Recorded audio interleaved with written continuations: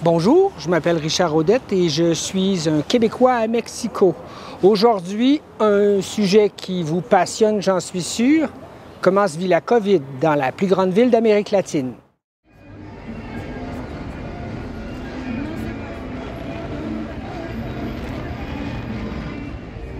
Comme les Ostrogoths du vol Sunwing qui ont rempli le Québec de fierté récemment, j'étais convaincu en arrivant ici que les Mexicains ne prenaient pas trop la COVID au sérieux. C'est vrai qu'en comparaison du Québec, les mesures sanitaires sont peu contraignantes.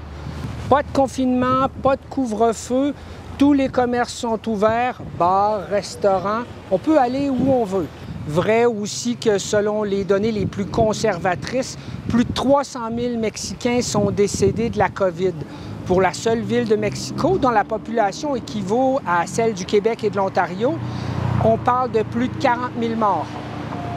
Le nombre d'infections a plus que triplé au cours de la dernière semaine et on a battu les records enregistrés pendant la troisième vague du variant Delta.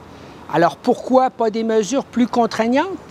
Le président du pays, Andrés Manuel López Obrador, mieux connu sous son acronyme AMLO, écrivait la semaine dernière sur Twitter que certes les cas sont en hausse, mais pas les hospitalisations et les décès.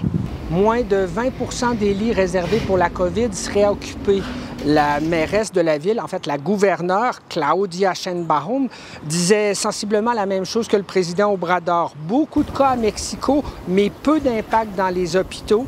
Une situation qu'elle attribue au grand nombre de personnes vaccinées dans la capitale. Ailleurs dans le pays, on parle d'un taux de vaccination de 60 %, ce qui est relativement bas en comparaison des autres pays d'Amérique latine.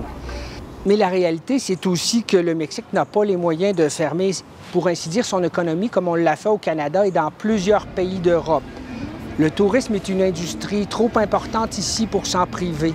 On estime que de 9 à 13 % du PIB provient de l'industrie touristique qui génère entre 3 et 5 millions d'emplois.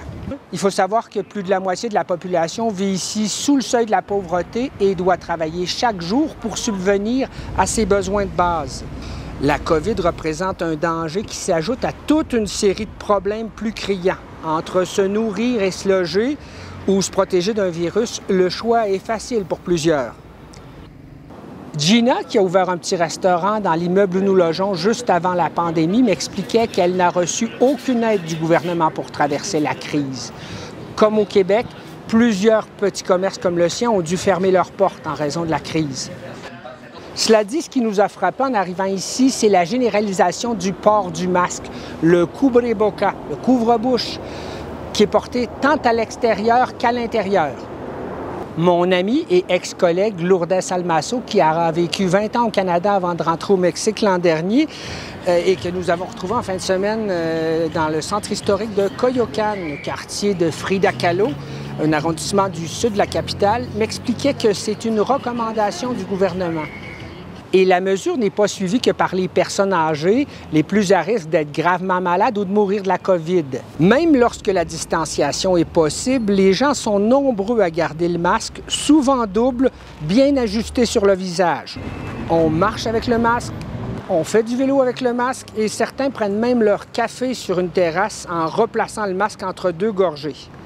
L'utilisation du gel désinfectant à l'entrée des commerces et la prise de température sont aussi des mesures très répandues. On prend sa température à l'arrivée à l'épicerie et à l'entrée de bien des restaurants. Tout ça pour dire que si les mesures imposées par le gouvernement sont moins restrictives, cela ne veut pas dire que la population ici ne prend pas la COVID au sérieux. J'espère que vous avez apprécié cette vidéo et que vous serez du prochain rendez-vous. Je vous promets de vous revenir avec des reportages sur des sujets plus divertissants. Si vous avez apprécié, je vous invite à aimer ou à partager. Merci et au plaisir.